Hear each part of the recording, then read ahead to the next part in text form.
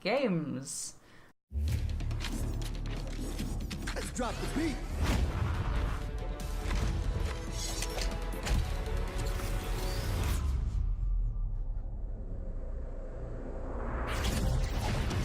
We are determination. We are justice. We are courage. We are Overwatch. Done! Woohoo! Did someone call a doctor? Justice reigns from above. Pass into the iris. Kaboom! First of all, Blizzard's Overwatch. It's a 6v6 online multiplayer arena shooter, and it's fun. There are 25 different characters to pick from, all of which play vastly different, with loads of different abilities and stuff. The world could always use more heroes. And the reason I like to play this a lot currently, and it's currently probably my most played game, is because each match is like 10 minutes. So I can play like 1 or 2 matches after work because I don't have a lot of free time. So that's fun. Originally I got it because lots of friends had it and they were like, oh, you should play with us. And then they never played with me. So I'm actually just, well, you never play it alone, I guess, but with random people, and it's still fun. So get the game, play with random people. There's always like a free weekend every now and then, so maybe wait for that if you wanna. Conwell Springs. I never thought I'd return to this place. Of course you don't know. She took you away before it all happened. I've been working on my research in the attic at night. I just don't want her to worry. She has enough to think about with everything that's been going on lately. With Sharon and Kathy. Well, you know what? I don't have any answers, girl. Lily was precious, special. Lily died. That's all there is to it. You better learn quickly, asshole. Back the fuck off. Every time I wake up, I am genuinely surprised that I'm not in jail. I'm sure it's not that bad, dear. Fan-fucking-tastic. Kathy Rain by Clifftop Games. It's a point-and-click detective adventure game. You play as Kathy Rain, and you try to explore the mysterious past of your grandfather. It's got great visual art, as you can see, and great music, as you can maybe hear, and also great voice acting. The game has a really interesting story. I quite liked it. There are some logic gaps if that bugs you a lot, but I didn't find that it ruined the fun. The strongest point of the game, I would definitely say, are the puzzles. This might have the best puzzles in any point and click that I have played, and so yeah, like, it's still story focused like any good adventure game, I would say, but yeah, it does the puzzles really good. Yay! Oh, let's do it! I'm so excited. I can't wait to lie to people. You know that's a sin, right? Oh, I'm sure Jesus will make an exception this time. After all, he loves me. Earlier tonight, Hayden's apartment was assaulted by some persons unknown to me. He seemed frightened, terrified even, and instructed me to escape. Based on the combined deductions of personal profile, directness of connection to Hayden, occupational skill, and probable motive, you were the candidate most likely to both be able and willing to help me. Hayden's yes? Well, that's one way to sour my night. I already saw you got as little wrong with you, so I'll give you the benefit of the doubt for now. Right. What do you need us to do? We need some assistance with some illicit activity that, statistically, individuals in your age bracket are likely to have experience with. Oh! So this is one of those things where you need a streetwise kid to show you the ropes. You know, you're a bit chattier than most ROMs.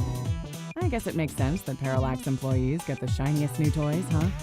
2064 Read-Only Memories. It's an Apple point-and-click adventure by Midboss, set in a cyberpunk future of 2064, and you are trying to find the creator of the first sapient machine.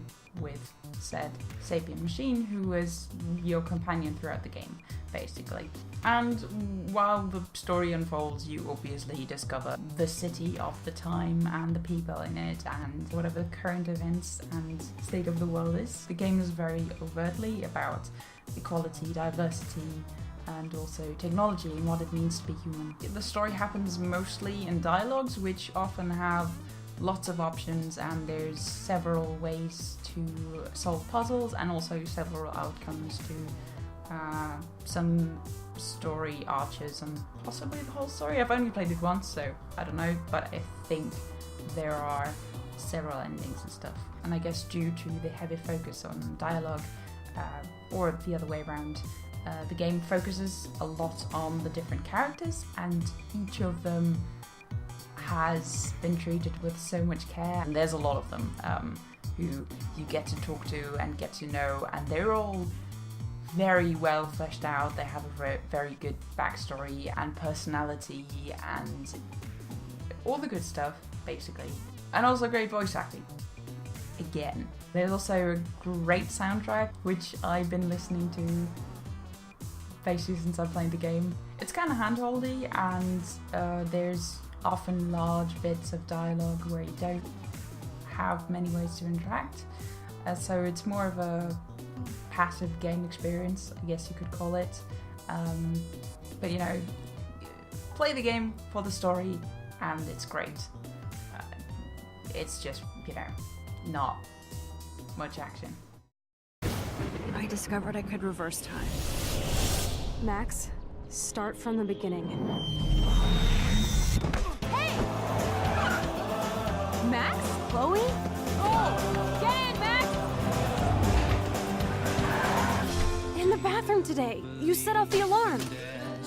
You hella saved my life. Don't ever touch me again! Then I realized I had a choice. Hey, you okay? And the power to change everything.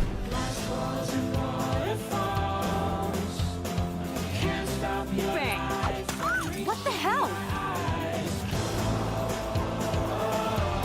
Come on, Slowpoke! If I see you here again, you'll learn all about real trouble. So, what would you do now? Life is Strange by Donut Entertainment. I'm gonna tell you what I knew about the game before I played it, which is not a lot. It's a point-and-click adventure, again about a college student or possibly high school senior. Not quite sure, but it's, you know, it's set in this school young adults world, and you can rewind time to a certain extent. So the game's kind of about seeing the short-term consequences of your actions, but not the long-term ones. So you kind of, like, you can see what your actions do in short term, and then you can kind of decide what you want to do after replaying them several times. The game has a reputation of being good. It also has the reputation of getting people quite emotional, which is why I put it off for like several years, because I'm not good with emotions in fictional stories. But yeah, it's good. However, if you need any sort of content warnings, this game probably has them. So if you want to play it, possibly maybe do some research or message me. Please don't post spoilers in the comments. I guess that's self-explanatory, but you know, or you know, play it when you're emotionally stable, which I guess I would recommend to anyone. But yeah, it's a good game. I recommend it. The first episode is apparently now free, at least on Steam. I don't know about other platforms, but don't know, go and check. And see you again whenever I have time to make another video. Bye.